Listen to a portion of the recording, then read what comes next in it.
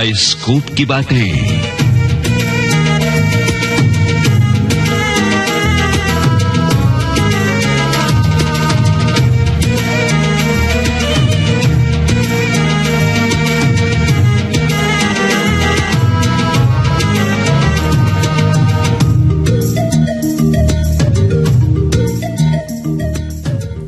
आज बाइस्कोप की बातें होंगी एक ऐसी फिल्म को लेकर जो बनी तो 1953 में थी, लेकिन जिसका महत्व आज इतने बरस बाद भी कम नहीं हुआ है। भारत का माथा अंतर्राष्ट्रीय फिल्म जगत में गर्व से ऊंचा करने वाली इस फिल्म का नाम है 2 बीघा जमीन। फिल्म 2 बीघा जमीन की हीरोइन थी निरूपा रॉय और साथ में थे मास्टर रतन, नाना पलशिकर, नजीर हुसैन, मुराद और जगदीप।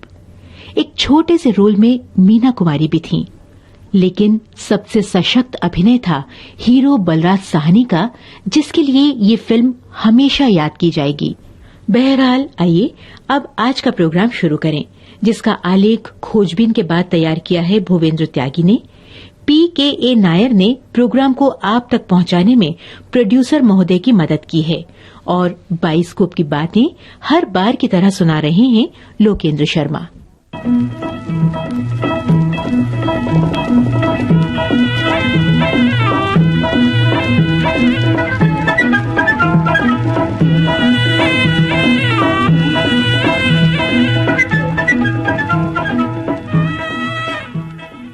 सन 1953, शहर बंबई, इलाका धोबी तालाब और इसी इलाके में एक सिनेमा घर।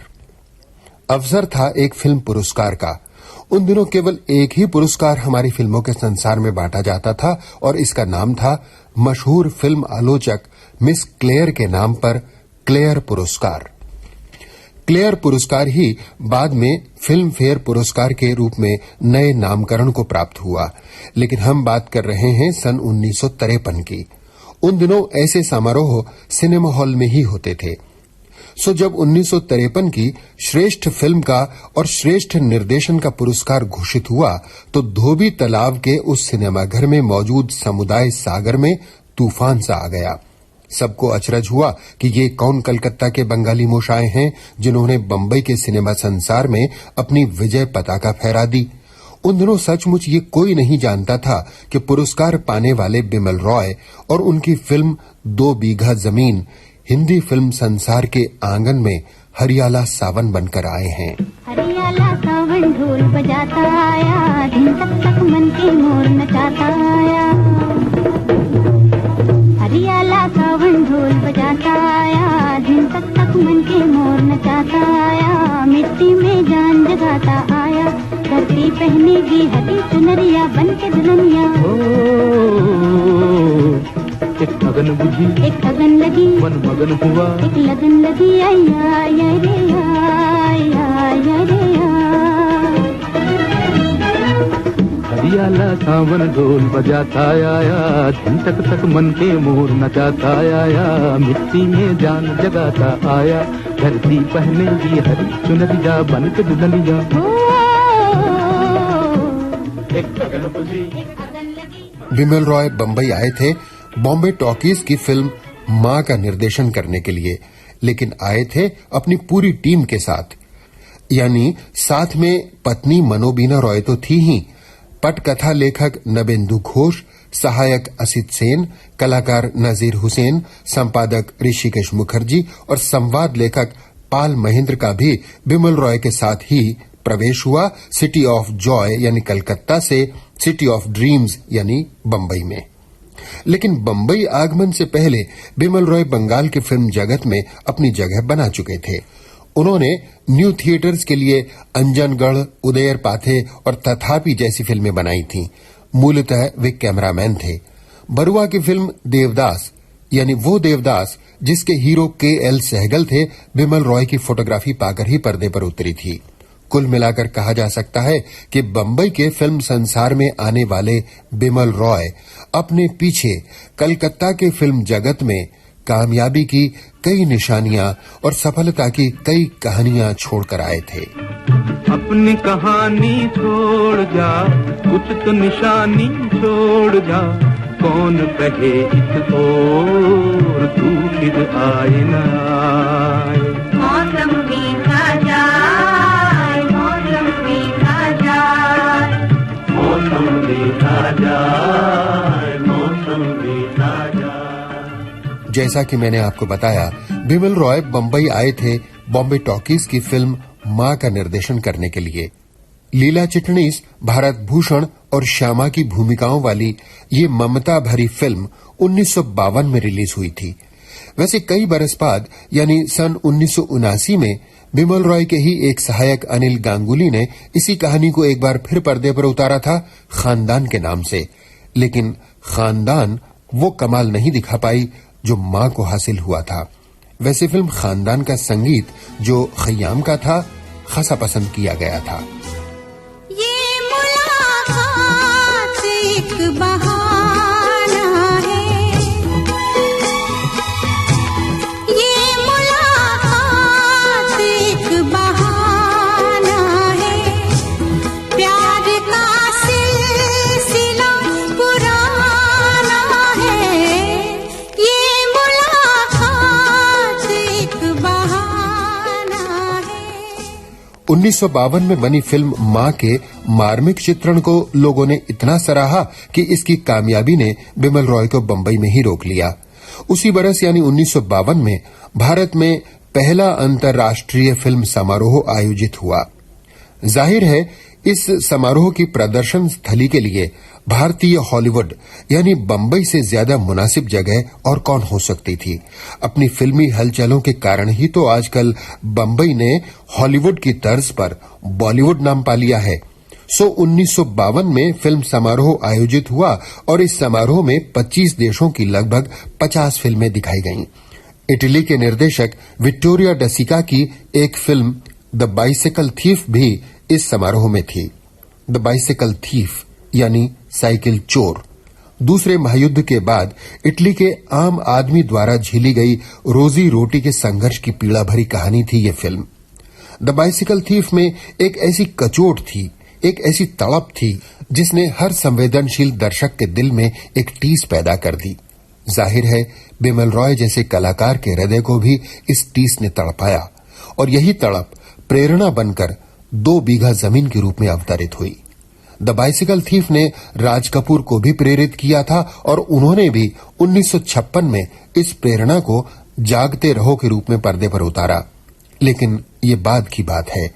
बिमल रॉय ने विक्टोरिया डेसिका की फिल्म का जवाब तुरंत तैयार किया और सन 1953 में संसार ने देखी हिंदी की एक सेल्यूलॉइड कविता 2 बीघा जमीन। तुझे खुशखबरी सुनाने के लिए बुलाया है। क्या खुशखबरी है हुजूर? मैंने तय किया है कि गांव का रूप ही बदल दूं। यहाँ एक मिल लगवाऊंगा, तमाम रास्ते पक्के बनवा दूंगा, घर घर बिजली की बत्तियां जला करेंगी, तुम सबकी भलाई होगी। हुजूर हमारे माई बाप हैं, आप हमारी भलाई न करेंगे तो और कौन करेगा? मगर ये सब तुम लोग समझते कहाँ हो, फिर भी इन सब में तू समझदार है। ले जरा अंगूठे का निशान तो लगा दे इस कागज पे। इसमें क्या लिखा है हुजूर? अरे कुछ नहीं, वही गोपीपुर में मेरी जमीन के साथ लगती हुई जो तेरी 2 बीघा जमीन है वो मुझे चाहिए, वही मैं मिल लगवा रहा हूँ। ले अंगूठा लगा दे झट से। फिल्म 2 बीघा जमीन एक किसान की पीड़ा, उसके संघर्ष और उसकी निराशा की कहानी है। इस कहानी का व्याकरण बिल्कुल द बाइसिकल थीफ के जैसा है, उतना ही सच्चा और उतना ही असरदार, लेकिन बेहद भारतीय। इस कहानी को लिखा संगीतकार सलिल चौधरी ने। सलिल चौधरी बंगला मंच के लिए नाटक लिखने की ख्याति पहले ही लिए बैठे थे, इसलिए जब द बाइसिकल थीफ से जागी बिमल राय की तड़प ने उनके सामने अपना मन खोला तो सलिल चौधरी की कलम ने अपना धर्म निभाया और एक कहानी लिखी, रिक्शा वाला। इसी कहानी का बाद में नामकरण हुआ 2 बीघा जमीन। घर में जो कुछ होगा सब बेचूंगा, जमीन तो बचानी ही पड़ेगी। अरे ये क्या करते हो? सारे बर्तन क्यों घसीट रहे हो? जमींदार की सेवा कर रहा हूँ। पारो, वो हमारी एक गागर थी ना? ओह, ये रही। मैं कहती हूँ आखिर बात क्या है? बात क्या होगी, ये सब बेचकर जमींदार का पूरा कर्जा चुका दूंगा। सब तो गया, अब यही रह गया है। जो मर्जी वो करो। पारो, क्या है? मेरा सुन तो, इन सब से तो कुछ भी नहीं बनेगा पारो। तो मैं क्या करूं? और कुछ नहीं तो मुझे भी साथ ही बेच अरे डालो। बाप, जरा गुस्सा तो देखो। अरे तुझे खरीदने की हिम्मत है किसी में? रहने दो अपने चोंचले। पारो, क्या? पार्वती, मैं अजी कुछ बोलो भी मुंह से। किस मुंह से कहूँ पार्वती, मैं तुझे कभी कुछ बनवा के नहीं दे सका। ओह, तो बाप के दिए हुए ये झुमके भी लेना चाहते हो? नहीं नहीं, ये तो मैं पहले ही समझ गई थी। नहीं पारो, रहने दे, तेरे मन को दुख होगा। मेरे मन के दुख से तुम्हें क्या? मुझे भी क्या दुख नहीं होता पारो, पर क्या करूं, अगर जमीन बच गई तो फिर ये सब हो जाएगा। फिल्म 2 बीघा जमीन की पटकथा लिखी नवेंदु घोष और ऋषिकेश मुखर्जी ने। संवाद पाल महेंद्र की कलम से निकले और गीतों से कहानी को सजाया शैलेंद्र ने। संगीत जाहिर है सले चौधरी का ही होना था। अब समस्या आई कलाकारों के चयन की। गरीब किसान के रूप में पहले बिमल रॉय को त्रिलोक कपूर और जयराज याद आए। उनके कुछ सहयोगी नजीर हुसैन का नाम सुझा रहे थे। फिर एक दिन बिमल रॉय ने जिया सरहदी की फिल्म हम लोग देखी और अपने गरीब किसान के रूप में देखा बलराज साहनी को। बस बलराज साहनी फिल्म 2 बीघा जमीन के लिए चुन लिए गए और इतिहास जानता है कि इस चुनाव से बेहतर और कोई निर्णय नहीं हो सकता था। बलराज साहनी के अभिनय ने इस फिल्म को हिंदी फिल्म संसार में अमर बना दिया।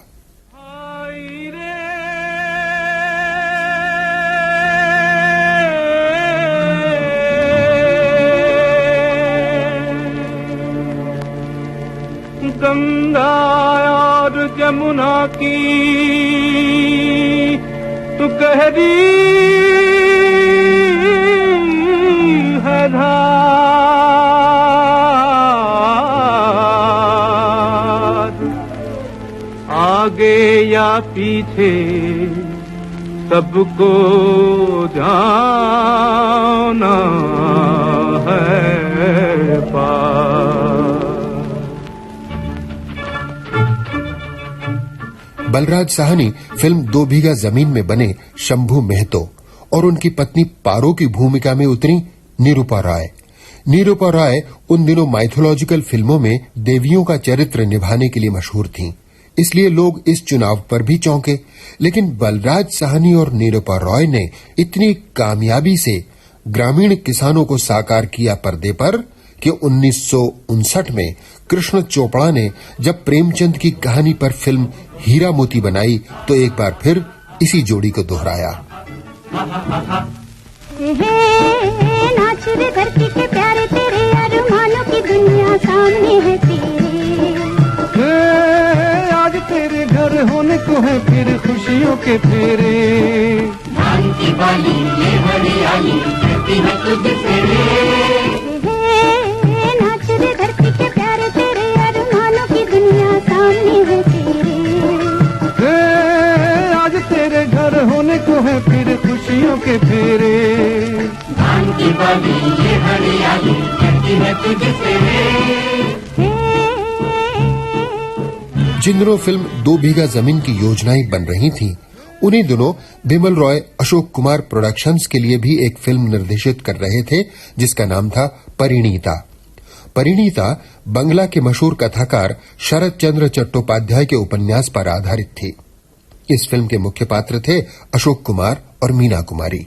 क्या मजेदार बात है कि बिमल रॉय द्वारा निर्देशित इस कहानी को भी उनके सहायक अनिल गांगुली ने एक बार फिर पर्दे पर उतारा संकोच के नाम से।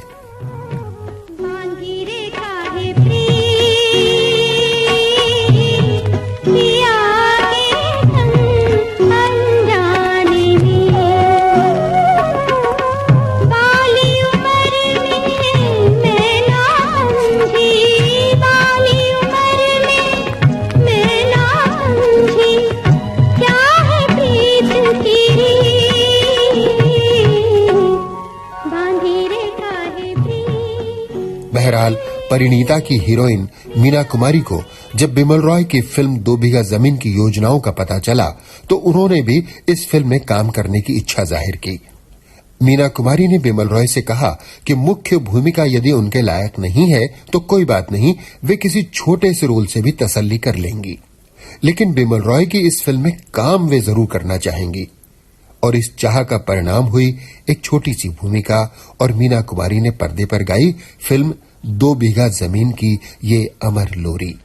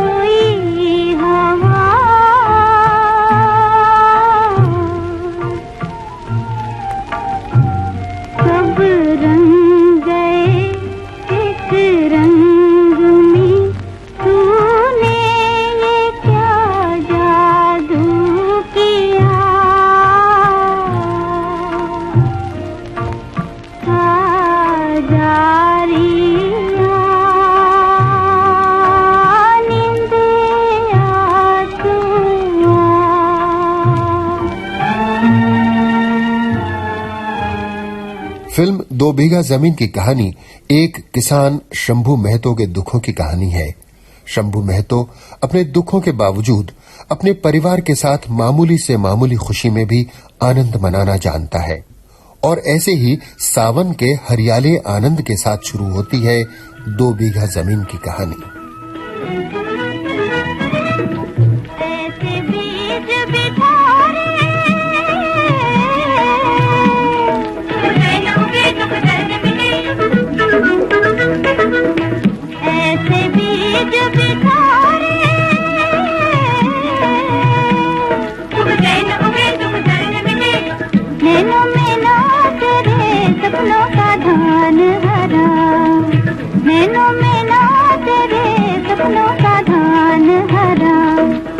हरियाला सावन ढोल बजाता आया, दिन तक तक मन के मोर नचाता आया, मिट्टी में जान जगाता आया, धरती पहनेगी हरी चुनरिया बन के दुल्हनिया हो।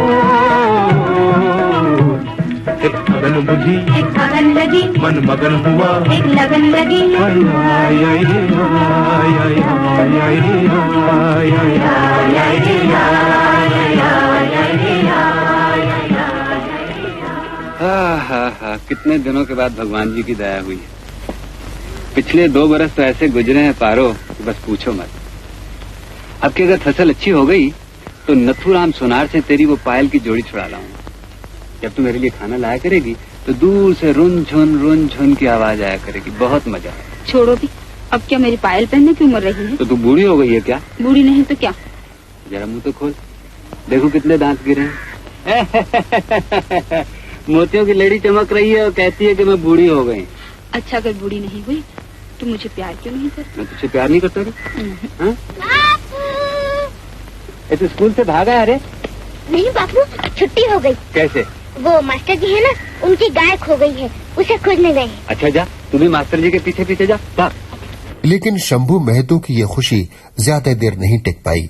खुशियों पर डाका डालने के लिए आ पहुंचा जमींदार हरनाम सिंह। ये जमींदार जी की मोटर आज यहाँ कहाँ? जमींदार जी यहाँ एक मिल बनाना चाहते हैं। ये क्या एक नई मुसीबत? तब तो हम सबको खेती बाड़ी हटानी पड़ेगी। अरे भाई, जमीन जमींदार जी की, वो जो चाहे सो करें, हम उन्हें कैसे रोक सकते हैं? लेकिन सारी जमीन तो जमींदार जी की नहीं है। बीच का ये 2 बीघे का टुकड़ा तो शंभू का है। शंभू अगर अपनी जमीन न बेचे तो यहाँ मिल बन ही नहीं सकती। क्यों रे शंभू, तू बेचेगा अपनी जमीन? पागल हो गया हो क्या? मैं अपनी जमीन कभी नहीं बेचूंगा। शंभू अपनी जमीन नहीं बेचने पर अड़ा था और जमींदार के इरादे कुछ और थे। वो तो मेरी मुट्ठी में है, मैं आज ही सब बंदोबस्त किए देता हूँ। हाँ, आप कर ही लीजिए। बीच का ये टुकड़ा न मिलने से हमारा इतने दिनों का प्लान सब टर फंस हो जाएगा। देखिए ना, हमने तो प्रॉस्पेक्टस भी छपवा लिए हैं। The great Janata mills limited, chairman rice आजम ठाकुर हरनाम सिंह जी। अच्छा ठाकुर साहब, अब आज्ञा दीजिए। नमस्ते। नमस्ते। दरअसल ठाकुर से शंभू महतो ने कभी थोड़ा सा रुपया उधार लिया था और अब ठाकुर उसी उधार के बदले शंभू की जमीन को हड़पना चाहता था। सरकार। कौन? शंभू? हाँ हाँ, बैठ। ले जरा अंगूठे का निशान तो लगा दे इस कागज पे। इसमें क्या लिखा है हजूर? अरे कुछ नहीं, वही गोपीपुर में मेरी जमीन के साथ लगती हुई जो तेरी 2 बीघा जमीन है वो मुझे चाहिए, वही मैं मिल लगवा रहा हूँ। ले अंगूठा लगा दे झट से। इसके बदले में जो मैंने कर्जा तुझे दिया है वो सब माफ कर दूंगा। मैं आपका सारा कर्जा चुका दूंगा, थोड़ी सी मोहलत दीजिए हजूर। मुझे गरजमंद समझकर कस रहा है? अच्छा ठीक है, कर्जे की माफी के अलावा कुछ रुपए और भी दे दूंगा।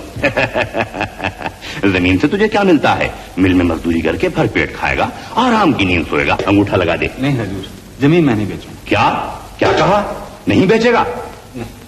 अरे मेरा कहा न मानकर अपने ही हाथों अपना सत्यानाश करने पर क्यों तुला हुआ है? जमीन चले जाने पर ही तो किसान का सत्यानाश हो जाता है हजूर, और फिर उस जमीन पर तो हमारा 7 पीढ़ी पुराना मकान है। नहीं हजूर, जमीन तो मैं किसी हालत में नहीं बेच सकता। ये मजाल, इतनी जुर्रत? अच्छा, तो कल तक मेरी सारी रकम मैं सूद के चुका जाऊं। कल तक? 4 दिन तो दीजिए सरकार। काफी मोहलत दे चुका हूं, तुम लोग शराफत से पेश आने के काबिल भी नहीं। मेहरबानी कीजिए सरकार। ये मेरा आखिरी फैसला है, निकल जाओ यहाँ से। सरकार दया कीजिए सरकार। शंभू के अनुसार जमीन किसान की मां थी, लेकिन ठाकुर का कहना था कि मिल लगाने से वो जमीन बाप बन सकती है। अनपढ़ शंभू न इन बड़े बड़े शब्दों का खेल समझता था और न ही बही खाते का हिसाब। घर पहुंचकर उसने अपने बेटे कन्हैया से हिसाब लगवाया। सब मिलाकर कितने हुए? जरा ठीक से जोड़ना, गड़बड़ ना हो जाए। सब मिला के 65 में। 65 रुपए एक साथ इतने कहां से मिलेंगे? सब बेच दूंगा, घर में जो कुछ होगा सब बेच दूंगा, जमीन तो बचानी ही पड़ेगी। अपने घर का सारा सामान, यहां तक कि पत्नी पारो के झूमके भी बेच दिए शंभू ने। उसे हर सूरत में अपनी 2 बीघा जमीन को बचाना था। रकम लेकर कर्ज चुकाने के लिए एक बार फिर शंभू ठाकुर की ड्योढ़ी पर पहुंचा। सरकार, आपके दिए पैसों का कर्जा आज चुका रहा हूं, पर आपकी दया का कर्जा तो कभी भी चुका नहीं सकता सरकार। मेरे हिसाब में आपके 65 रुपए निकलते थे। नायब जी खाता देखकर बताइए तो इसके दिन में कितने बकाया है? कुल 235 रुपए 8 आने इसके नाम लिखे हैं। ये किसका हिसाब देख रहे हो नायब जी? जरा ठीक से देखो ना। ओह, तो शायद मुझसे भूली हुई। तेरा नाम शंभू महतो तो नहीं है? हाँ, शंभू महतो। तब तो तेरा ही हिसाब है। देख तो, ये तेरे ही अंगूठे का निशान है ना? उस अकाल के वक्त 20 रुपए मन की दर से 5 मन चावल गिनिएगा। मेरे बाप ने पूरे 1 साल तक खजूर के बागीचे में बिन पैसे काम किया है, इस पर भी उन चावलों के दाम पूरे नहीं हुए। जरा इससे पूछो तो उस कहत के जमाने में जो इसका बाप हर रोज एक वक्त खाना निकलता था वो कहां से आता था? हजूर मैं गरीब बिल्कुल मारा जाऊंगा। हजूर थोड़ी सी मोहलत और दे दीजिए हजूर, मैं सारी रकम चुका दूंगा, जो भी होगा चुका दूंगा हजूर मैं बाप ने आपके पांव पड़ता हूं हजूर। आज जिसके पांव पकड़ रहा है कल उसी से सीना तान कर कह रहा था कि जमीन नहीं बेचूंगा। हजूर बस अब जो कुछ कहना है कचहरी में कहना।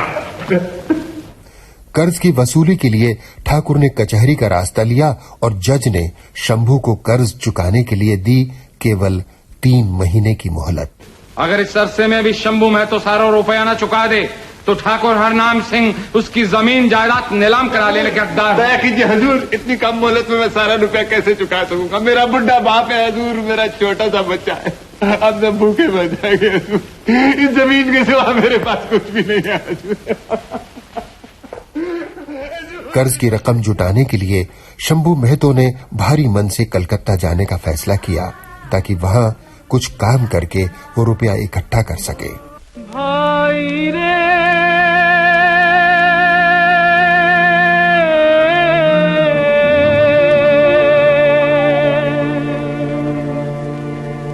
गंगा और जमुना की गहरी है धार,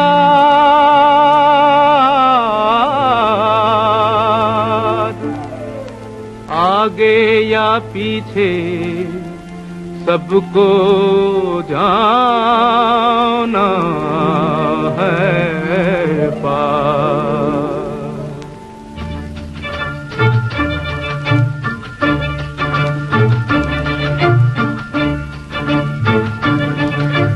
धरती कहे पुकार के, बीज बिछा ले प्यार के, मौसम बीता जाए, मौसम बीता जाए, मौसम बीता जाए, मौसम बीता जाए, मौसम बीता जाए, मौसम बीता जाए।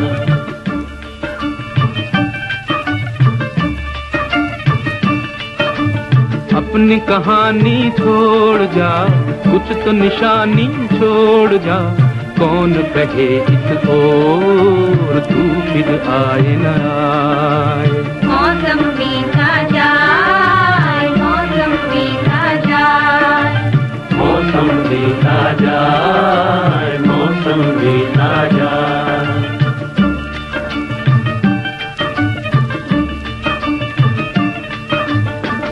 तेरी राह में कलियों ने नैना बिछाए, डाली डाली कोयल काली तेरे गीत गाए, तेरे गीत गाए।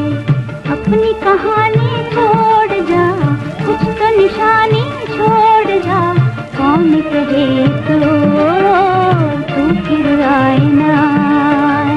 मौसम बीता जाए, मौसम बीता जाए,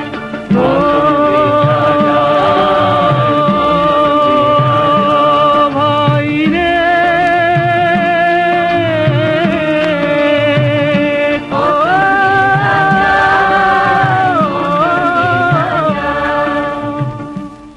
शंभू का बेटा कन्हैया भी उसके पीछे पीछे आकर रेल में बैठ गया। कलकत्ता पहुंचकर शंभू ने बहुत कोशिशें की, लेकिन कोई काम नहीं मिला।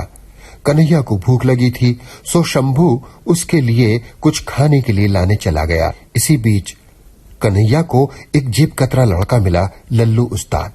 अबे तू रहता कहाँ है? गाँव में भाई।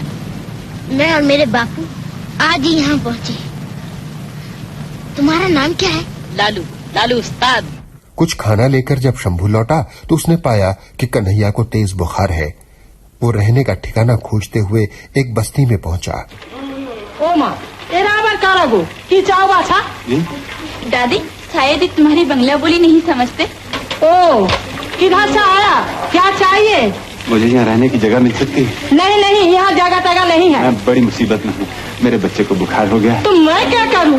जगह नहीं है, रास्ता देखो। क्यों दादी, वो पंचम मिस्त्री वाला कमरा अब तो खाली है ना, दे दूँ इन बेचारों को। तू सब उसको इस तरह बोलता। सुनो बाबा, एक कमरा खाली है, रोज का 6 वाला भाड़ा लगेगा, 7 दिन का भाड़ा एडवांस हो।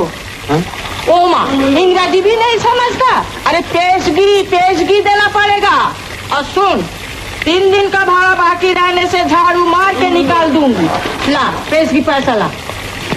पैसा तो इस वक्त मेरे पास नहीं है। अरे भेज करता, पैसा नहीं तो भाग यहाँ से। अरे ओ नवाब के बेटे, इधर आ। गुस्सा दिखाकर चला तो जा रहा है, उस रोगी बच्चे को कड़कती धूम में घुमा घुमा कर मारना चाहता है। जेब में ने काना कौड़ी और दिमाग है 16 आने। आ मेरे साथ आओ ना।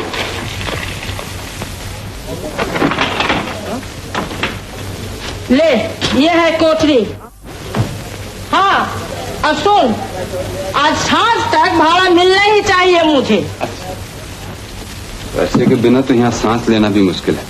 आ बेटा, आ चुपचाप यहाँ लेट जा, मैं कोई काम काज ढूंढने जाता हूँ। अकेला घबराएगा तो नहीं? नहीं। अच्छा, पर जरा जल्दी लौटना बापू। हाँ हाँ। बीमार कन्हैया को कमरे में लिटाकर शंभू काम की तलाश में घर से निकला, लेकिन उसे कहीं काम नहीं मिला। जहाँ काम मिलता है, जाने कौन सी दुनिया है वो। अजब तोरी दुनिया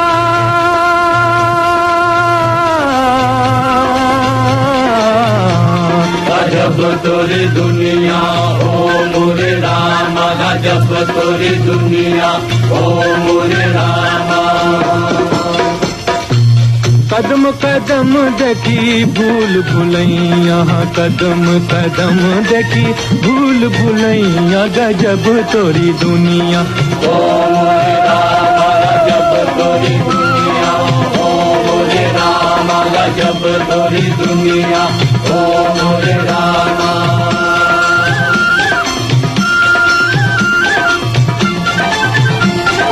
कोई कहे जग झूठा सपना पानी की बुलबुलिया हो, पानी की बुलबुलिया।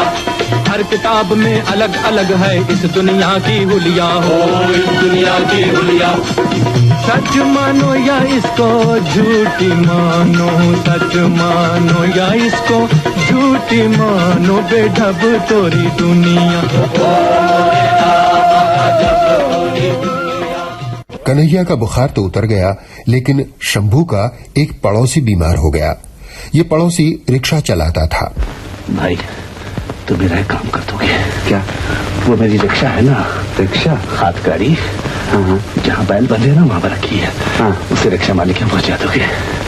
अगर भोर होने से पहले न पहुंचा दी गई तो वो मुझसे एक दिन का किराया और ले लेगा।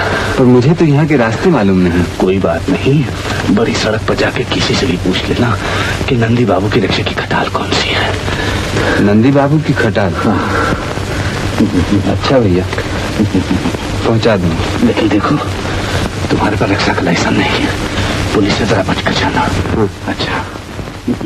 शंभू रिक्शा लेकर चला तो बीच बाजार में एक आदमी ने उसे रोका और रिक्शे में बैठ गया। रिक्शा छोड़ने जा रहा था, एक बाबू ने पुलिस का डर बताया और रिक्शा में जबरदस्ती बैठ गया। ये 8 आने उसी ने दिए। हे भगवान, बड़ा अच्छा हुआ कि ये पैसे मिल गए। कल बुखार की वजह से कुछ भी नहीं कमा सका। तुम तो अपनी हालत जानते हो, रोज कमाना और रोज खाना, बड़ी चिंता लगी हुई है। चिंता क्यों भैया, जब तक तुम बीमार हो तुम्हारा खाना पीना मेरे ऊपर रहा। तुम मुझे रिक्शा चलाना सिखा दो, मैं भी रिक्शा चलाऊंगा। बड़ा जानलेवा काम है। होने दो भैया, अगर 2.5 महीने में 235 रुपए नहीं कमा सका तो मेरी जमीन जायदाद सब हाथ से निकल जाएगी। तुम मुझे कायदा कानून सिखाकर लाइसेंस का बंदोबस्त कर दो। लाइसेंस मिलना इतना आसान नहीं। खैर, मैं अच्छा हो जाऊं तो मैं सब कुछ सिखला दूंगा, सब कुछ सिखला दूंगा। और इस तरह परिस्थितियों ने एक किसान को बना दिया रिक्शे वाला। उधर गांव में जमींदार के नायब की नजरों में पारों के लिए मैल उतर आया। उसने शंभू के पिता गंगू को शंभू के खिलाफ भड़काना शुरू किया। क्या हालचाल है? हमारा क्या हालचाल होगा बाबू? क्या शंभू कलकत्ते से कुछ नहीं भेजता? कहाँ हुजूर, उसे गए आज 20 दिन हो गए, एक चिट्ठी तक नहीं आई। एक चिट्ठी तक नहीं आई? सुना है वो तो वहाँ गुलछर्रे उड़ा रहा है और तुम्हें खबर तक नहीं देता। हमारे रहते हुए तुझे किसी बात की चिंता नहीं करनी चाहिए। बहू को हमारे घर भेज देना, उसे गेहूं और चावल वगैरह दे दूंगा।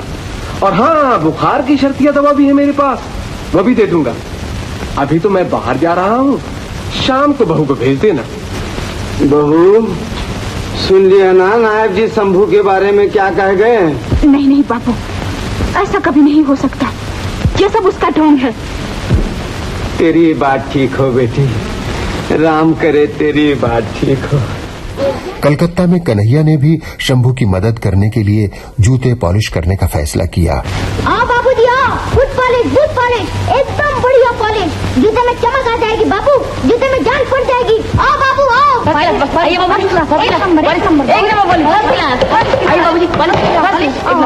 पॉलिश करने का क्या लेगा?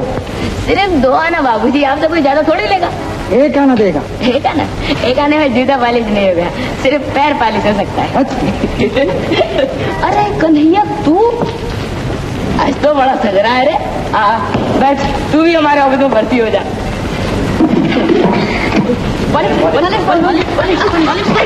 ये बाबूजी, वो साला क्या पॉलिश करेगा, अभी कुछ भी नहीं जानता। कन्हैया तो अपना काला पॉलिश तो दे। ले रे कन्हैया, ये 6 पैसे तेरे और 2 पैसे मेरे। वाह, मैं क्यों लूं? मेहनत तो तुमने की है। दूंगा रट्टा, मैं कहता हूँ ले। तू समझ रहा था मैंने तेरा गिराक छीन लिया है? अबे तू अनाड़ी है, उस बाबू ने मोजा पहन रखा था, अगर गलती से उसके मोजे पर पालिश लग जाता तो उसका पैर जूते समेत धड़ाम से खोपड़े में पड़ता। हाँ। मेरे पास काला पालिश नहीं बाबूजी, उसके पास कराइए फर्स्ट क्लास पॉलिश करता है। हाँ बाबू, घर पे का नहीं है, बाबूजी का पॉलिश कर। ओ बाबूजी पॉलिश, बड़े बाबू कलकत्ते में आए के पॉलिश ना कराए के चले नहीं जाना, ओ बाबूजी चले नहीं जाना। पहले ही दिन कन्हैया ने 12 आने कमाए और इस रकम में से अपनी माँ के लिए वो 2 पैसे की 2 लाल चूड़ियां खरीद कर ले आया।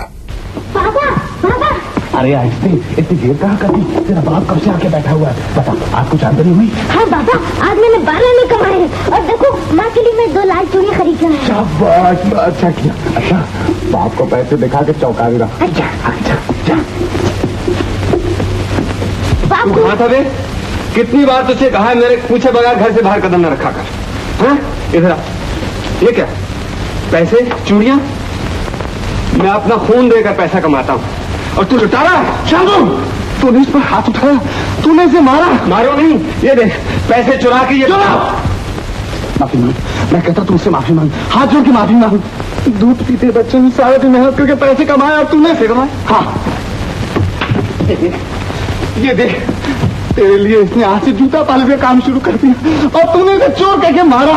शंभू तूने इसे नहीं पहचाना, शंभू तूने नहीं पहचाना। बचवा तू मुझे मार मार मार।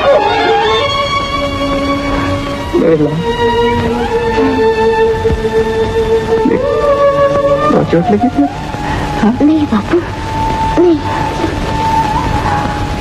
मुझे किसी बात की चिंता नहीं, कोई फिक्र नहीं। मेरा बच्चा भी रोजगार करने लग गया है।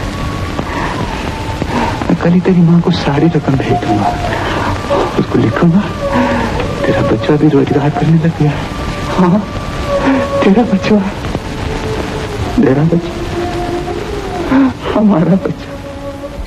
शंभू ने पहली बार 48 रुपए 8 आने का मनी ऑर्डर अपने घर भेजा। गंगू महतो घर पर हो? भाई तुम्हारे नाम मनी ऑर्डर आया है, रुपए भेजे हैं। रुपए किसने भेजे हैं? शंभू महतो ने। शंभू ने? अरे बाबू जल्दी आ, शंभू की खबर आई है। बापू कौन आया है? अरे कोई आया नहीं, शंभू ने रुपए भेजे हैं। साथ में कोई चिट्ठी नहीं आई? वो कैसे है? मेरा कन्हैया कैसा है? ना चिट्ठी तो नहीं, इस कूपन पर कुछ लिखा है। क्या लिखा है भाई, जरा पढ़ दो ना, हम दोनों को तो पढ़ना नहीं आता। बापू ये 48 रुपए 8 आने भेज रहा हूँ, हर 15 दिन बाद भेजा करूंगा, संभाल के रखना। हम दोनों ठीक हैं, अपना पता लिख दिया है, चिट्ठी लिखना। इति शंभू। फिर लिखा है इन रुपयों में कन्हैया की कमाई भी शामिल है। लो। बाबू बाबू सुना तुमने क्या लिखा है? हाँ बिटिया, मेरा कन्हैया भी रोजगार करता है आजकल। भगवान करे वो जुग जुग जिए। ले बिटिया इन रुपयों को। डाकिये ने चिट्ठी पढ़कर सुनाई तो पारो को इस बात पर बड़ा गर्व हुआ कि अपने बाप का हाथ बटाने के लिए अब कन्हैया भी कमाने लगा है। लेकिन शंभू की चिंता ये थी कि कर्ज की रकम जुटाने के लिए उसे मियाद बहुत कम मिली है। मियाद पूरी होने में अब थोड़े ही दिन बाकी रह गए हैं। हमें और मेहनत करनी पड़ेगी बेटा, कम से कम 4 रुपए रोज तो कमाने ही होंगे, नहीं तो सब हाथ से चला जाएगा। देख बेटा, तू 1 रुपया रोज कमा लिया करेगा। हाँ बापू। मैं भी जैसे भी होगा 3 रुपए रोज पैदा कर लिया करूंगा, दिन रात मजदूरी करूंगा, दिन रात।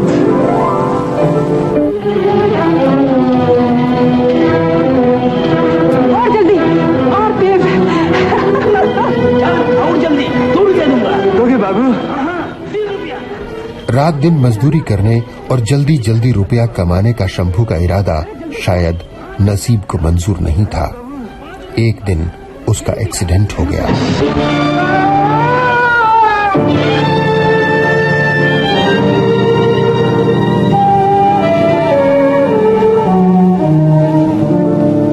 बापू, बापू, ये तुम्हें क्या हो गया बापू?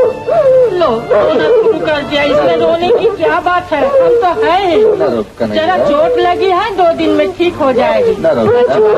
ए बचवा, ये रही दवा। अस्पताल वालों ने कहा है कि 10-15 रोज बिछौने से नहीं उठाना चाहिए, खून ज्यादा निकल गया है, इसलिए खाना पीना जरा ठीक करना चाहिए। एक प्याली तो ले आ बचवा। शंभू अपाहिज सा होकर बेबस पड़ा था और उधर कन्हैया अपने दोस्त लालू उस्ताद से ट्रेनिंग पाकर जेब काट कर घर लौटा। बापू, ये देखो मैं तुम्हारे लिए क्या चीज लाया हूँ। दवाई, संतरे। क्यों लाया? किसने कहा था लाने के लिए? डॉक्टर ने कहा था तो मैं तुझसे 1000 बार कह चुका हूँ, तू फजूल में पैसे जाया मत किया कर। देखो बापू, मैं रुपए भी लाया हूँ, अब हम लोग जमींदार का सारा कर्जा चुका देंगे। इतने रुपए? ये सब कहाँ से मिले? कहीं से भी यार बापू, तुम ये खा लो ना बापू। नहीं, जब तक तू नहीं बताएगा मैं नहीं खाऊंगा। ये सब किसने दिए? मेरे एक दोस्त ने बापू। दोस्त? कौन दोस्त? क्या करता हूँ? वो बापू, बोल बापू, वो पॉकेट मार है बापू। पॉकेट मार? पॉकेट मार? चोरी का माल लाया तू मेरे सामने? चोरी का माल?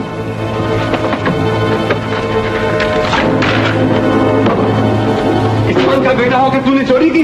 चोरी, चोरी, बेईमान, चोरी, किसान का बेटा हो।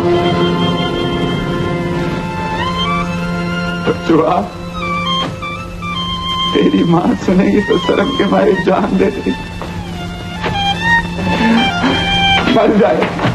लो बापू, मुझे मारो, खूब जी भर के मारो, मगर तुम ये खा लो बापू। न खाने से तुम मर जाओगे। ऐसे जीने से तो मर ही जाना अच्छा। तूने चोरी की बचवा, चोरी। उठाइए सब चीज, फेंक दे बाहर सड़क पर। रुपया भी दिया वापस अभी इसी वक्त। शंभू जख्मी था, कमाई का और कोई जरिया नहीं था। कन्हैया को समझ में नहीं आया कि वो क्या करे। आखिर उसने अपनी माँ को एक चिट्ठी लिखी। माँ, अगर तू ना आई तो बापू मर जाएंगे। ठिकाना लिख दिया है, तो जल्दी ही आ जा माँ। चिट्ठी पाकर पारो घबरा गई और अकेली कलकत्ता जाने के लिए तैयार हो गई।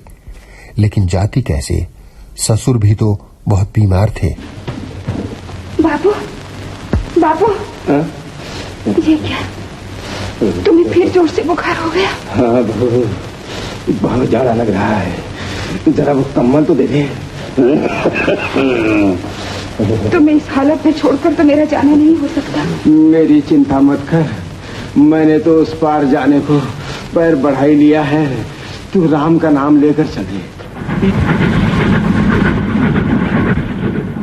कर्ज चुकाने की मियाद खत्म होने में अब केवल 5 दिन रह गए थे और शंभू के पास अभी भी 50 रुपए कम थे। मत जाओ बापू, तुम्हारी तबीयत अभी तक ठीक नहीं हुई। मदद पूरी होने में कुल 5 दिन बाकी है। जैसे भी हो मुझे 50 रुपए दिखा ले। सुनो तो। छोड़ दे बच्चों, मैं तो जरूर जाऊंगा। बापू मान जाओ, बापू मान जाओ, मैं तुम्हारे पाँव पड़ता हूँ। देखो दादी, बापू मेरी मानते ही नहीं, बाहर जा रहे हैं। कहाँ जा रहा है? रिक्शा चलाने। अरे पाँव में इतना बड़ा जख्म है तो रिक्शा चलाने जा रहा है? मुझे जाना ही पड़ेगा। मरेगा, मेरा कहना नहीं सुनेगा तो जरूर मरेगा। भगवान भी तुझे नहीं बचा सकते।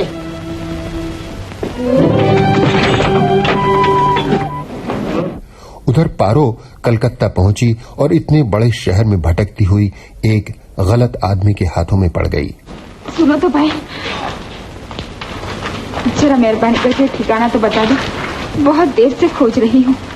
मेरा घरवाला बीमार है, उसकी खबर सुनकर गांव से उसे देखने आई हूँ। मैं इस मोहल्ले का नहीं हूँ, कुछ कह नहीं सकता। तुम उस पान वाले से पूछ लो। मैंने कहा कहाँ जाओगी? ओह, शंभू महतो के डेरे पर। चलो। कौन होता है तुम्हारा? मेरा घरवाला है जी। तुम उसे जानते हो? अरे वाह, शंभू को मैं नहीं जानता। राम कसम, वो मेरा जिगरी दोस्त है, जिगरी। हम दोनों एक ही कारखाने में काम करते हैं। मगर वो तो रिक्शा चलाता है। अरे हाँ, आजकल वो रिक्शा ही चलाता है। अब क्या हाल है उसका? भगवान कसम झूठी बात तो मेरी जबान से निकलती ही नहीं। सच तो ये है कि आजकल उसकी हालत कुछ ठीक नहीं। रुपए पैसों की कमी से अपना इलाज। मैं कुछ रुपए साथ लाई हूँ, तो मुझे जल्दी से वहाँ पहुँचा दो। कितनी दूर है यहाँ से? बिल्कुल नजदीक। आओ मेरे साथ, आओ चलिए आओ। इतनी दूर तो आ गए, अब और कितनी दूर जाना है? बस अब पहुँच ही गए।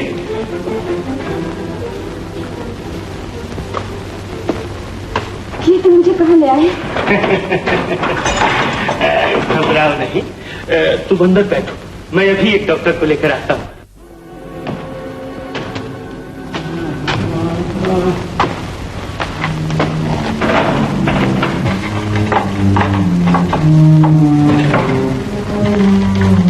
इतनी देर क्यों लगा दी? चलो जल्दी से चल दो। डॉक्टर को लाया हो ना? डॉक्टर बेटा आए राम कसम ऐसे दिन आ गए हैं कि बिना पेश की कोई बात ही नहीं करता। मैंने उनके पाँव पकड़े, वो नहीं माना। निकालो कितने पैसे तुम्हारे पास? नहीं, मैं तुम्हें पैसे नहीं दूंगी। अरे गुस्से में तो तुम ज्यादा खूबसूरत लगती। चलो पैसे लाओ। नहीं नहीं, मैं तुम्हारे पाँव पड़ती हूँ।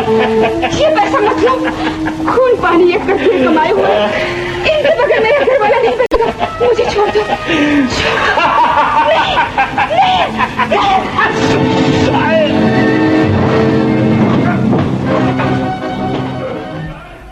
पारो उस आदमी के चंगुल से बचने के लिए दौड़ी और दौड़कर सड़क पर आ गई।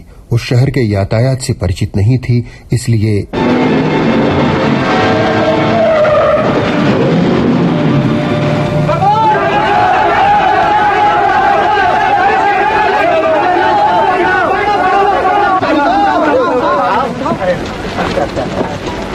कोई अंदरूनी चोट लगी है, नाक मुंह से खून बह रहा है। बस तो जाएगी ना? बच जाएगी अगर हॉस्पिटल जल्दी पहुंचा दी गई। देखो भैया, अगर कोई टैक्सी जल्दी से बुलाओ। टैक्सी कहाँ मिलेगी? वो रिक्शा खड़ी, उसको बुला लाता हूँ। अरे भाई कोई एम्बुलेंस को फोन करो भैया। हाँ मैं अभी ला। भैया देखो वो पान वाले की दुकान सामने थोड़ी सी बर्फ तो ले आओ। बेहोश पारो को अस्पताल ले जाने के लिए भीड़ के लोगों ने जिस रिक्शा वाले को बुलवाया वो शंभू ही था। रिक्शा बाबू चलो। अरे मोटर वाले भी उठा उठा जल्दी उठा। मोटर वाले क्या? अबे उठा, खड़ा मुंह क्या देख रहा? उठा।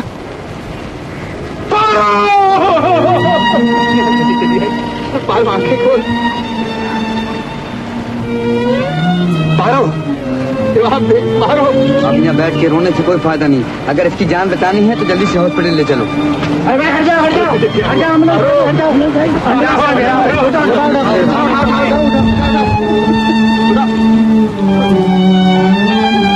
क्या कह रहे हो? अस्पताल ले गए? कहीं ज्यादा चोट तो नहीं आई?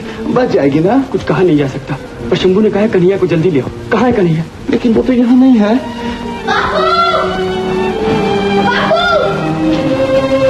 क्यों बापू अभी तक नहीं लौटे? कन्हैया चल मेरे साथ चल।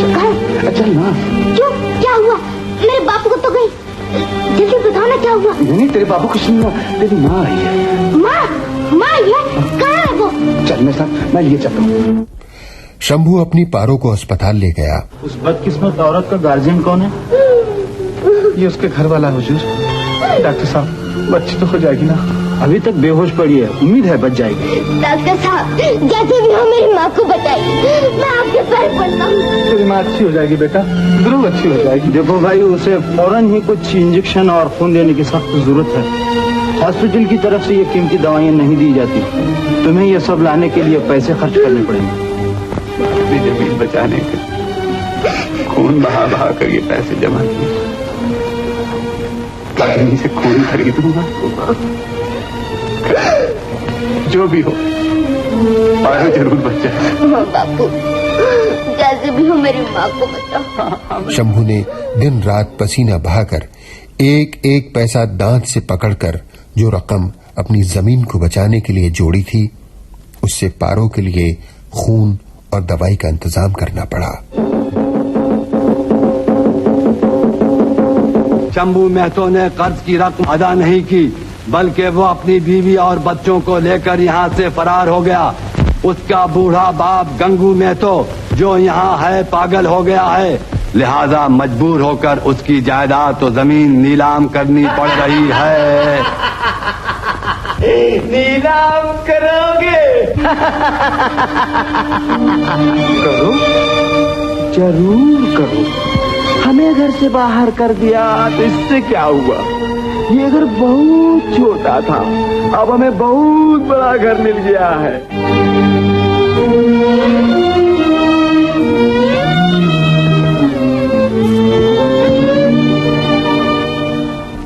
कुछ ही दिनों में पारो ठीक हो गई तो शंभू महतो अपनी पत्नी और बेटे के साथ गांव लौटे और शंभू ने देखा जिस 2 बीघा जमीन को बचाने की खातिर उसने इतना संघर्ष किया था, वहां कारखाने की चिमनियां खड़ी थीं।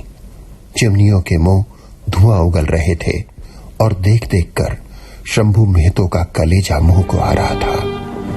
माँ, वो देखो, यहाँ से धुआं उठ रहा है ना, ठीक वहीं पर अपना मकान था और वहाँ मेरी रसोई थी।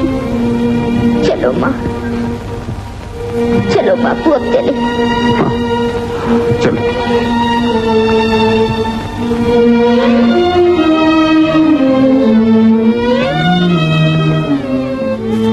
शंभू महतो ने कटीले तारों के बीच से हाथ भीतर करके अपनी धरती माँ की मुट्ठी भर मिट्टी उठाई, लेकिन तभी क्या उठाता है? दिखा क्या उठाया है? कुछ नहीं भाई, कुछ नहीं। चोर कहीं का, कुछ नहीं। क्या दिखा, क्या चुराया है? दिखा।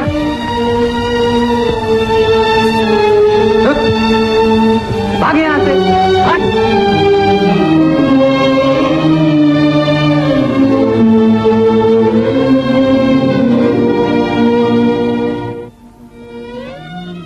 शंभू महतो के भाग्य में अपनी 2 बीघा जमीन की मुट्ठी भर मिट्टी भी नहीं थी। पहरेदार ने डपट कर उसकी मुट्ठी खुलवाई और माटी हाथ से फिसल कर गिर गई। हाथ खाली का खाली रह गया। गरीब आदमी की नियति ऐसी क्यों है?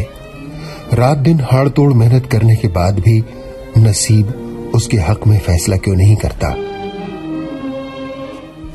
शंभू महतो, उसकी पत्नी पारो और बेटा कन्हैया संघर्ष की धूप में तपे, संकटों की आग में जले, फिर भी हाथ क्या आया? अपनी 2 बीघा जमीन की मुट्ठी भर मिट्टी तक नहीं।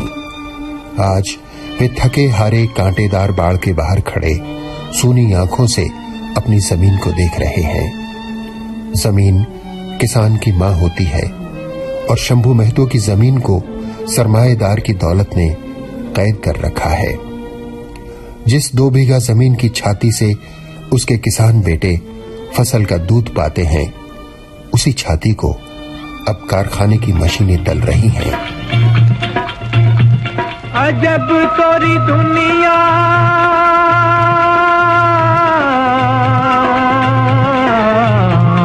अजब तोरी दुनिया, ओ मोरे राम, अजब तोरी दुनिया, ओ मोरे राम। कदम कदम देखी भूल भुलैया, कदम कदम देखी भूल भुलैया, गजब तोरी दुनिया, ओ मोरे राम, गजब तोरी दुनिया, ओ मोरे राम, गजब तोरी दुनिया, ओ मोरे राम।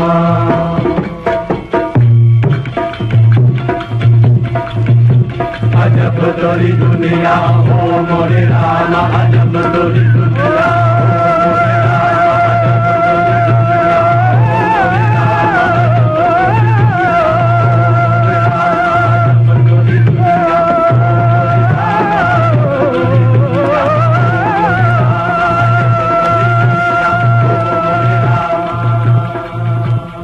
ये कहानी केवल शंभू महतो की नहीं है। संघर्ष करने और जुल्म से लड़ने का हौसला रखने वाले हर इंसान की है। शंभू महतो को इस लड़ाई में जीत हासिल नहीं हुई, लेकिन उसने कोशिश की, संघर्ष किया और यही उसके वश में था। संघर्ष करके जीत जाना सुख कर हो सकता है, लेकिन हर बार ये सुख मिले ऐसा कहां होता है। फिल्म 2 बीघा जमीन की कहानी में भी नहीं हुआ, और नहीं हुआ क्योंकि बिमल रॉय की दृष्टि में सफलता से अधिक पूज्य था संघर्ष। अपनी कहानी छोड़ जा, कुछ तो निशानी छोड़ जा, कौन कहे इस ओर तू फिर आए न आए। मौसम बीता जाए, मौसम बीता जाए, मौसम बीता जाए, मौसम बीता जाए,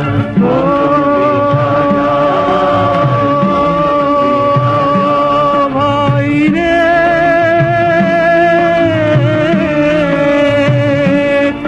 नीला अंबर मुस्काए, हर सांस तराने गाए, हाय तेरा दिल क्यों मुरझाए।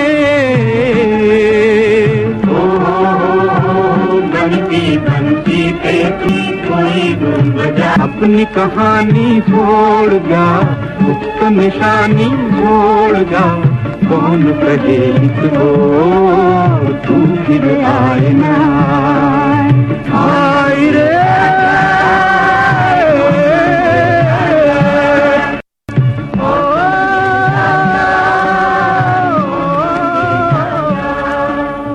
फिल्म 2 बीघा जमीन के अंत को लेकर यूनिट में बहस भी हुई। एक विचार यह भी बना कि एक्सीडेंट से घायल पारो का देहांत हो जाए और शंभू के हाथ से जमीन भी निकल जाए। फिर किसी ने कहा पारो भले ही मर जाए लेकिन जमीन बच जाए। फिल्म के फाइनेंसर रमणीक भाई इस तरह के अंत से बहुत द्रवित हो रहे थे। उनके अनुसार न पारो मरे न जमीन जाए, कहानी सुखांत होनी चाहिए। लेकिन इन सब तर्कों के बावजूद बिमल रॉय को यही अंत उचित लगा कि 2 बीघा जमीन की मुट्ठी भर मिट्टी भी शंभू को नसीब नहीं हो। बिमलदा की पत्नी मनोबीना रॉय भी इसी अंत के पक्ष में थीं और यही अंत अंततः पर्दे पर आया और इसी अंत के कारण फिल्म 2 बीघा जमीन अनंत बरसों तक याद आती रहेगी। ऐसे बीज बिठारे,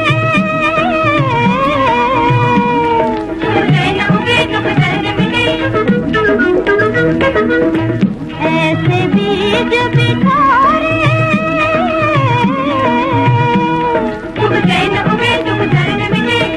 नैनों में ना तेरे सपनों का धान हरा, नैनों में ना तेरे सपनों का धान हरा।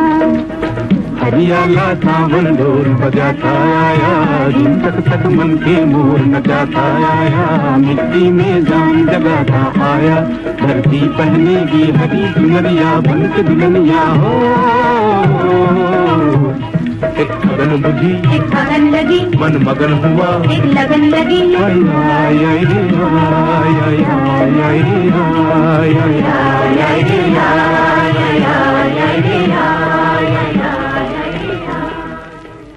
फिल्म 2 बीघा जमीन की बातें पूरी हुई दोस्तों। उम्मीद है कि बातें आपको सुहाई होंगी। वैसे आज की जानकारियां और आलेख के लिए भूवेंद्र त्यागी जिम्मेदार हैं। प्रोग्राम बनाने में सहायता PKA नायर ने की और बाइस्कोप की बातें आपको सुनाने यानी इस प्रोग्राम को प्रोड्यूस करने का दायित्व निभाया लोकेंद्र शर्मा ने। बाइस्कोप की बातें